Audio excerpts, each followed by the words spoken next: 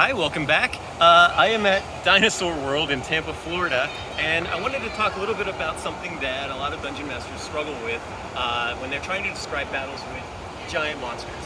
A lot of times you run into these situations where you get the impression that like the way you want to describe it is like basically this thing's fighting and then you're fighting them, you get up and you just kind of take a whack at its leg, take a whack at its leg, you take off 15 hit points. It can be a very boring way to describe a battle with a creature of this scale.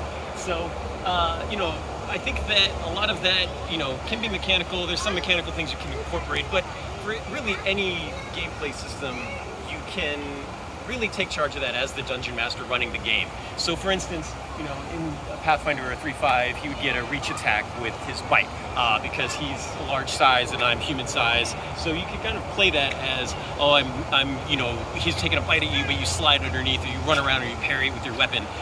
You block it out of the way and deflect it, so it's just a glancing blow into your armor.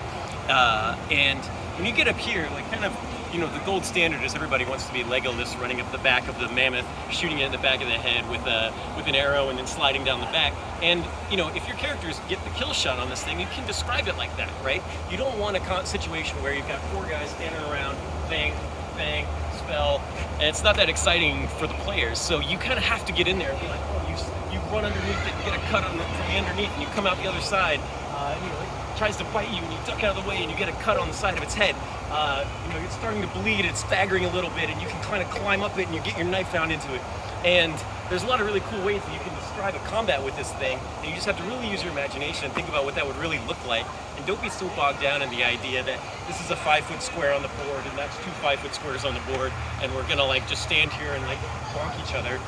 You really have to get in and describe you're sliding under, you cut, you rip a little bit, it's starting to bleed out on top of you, you're covered in dinosaur blood, but you're still gonna go and you're gonna try to make your bite attack on it now.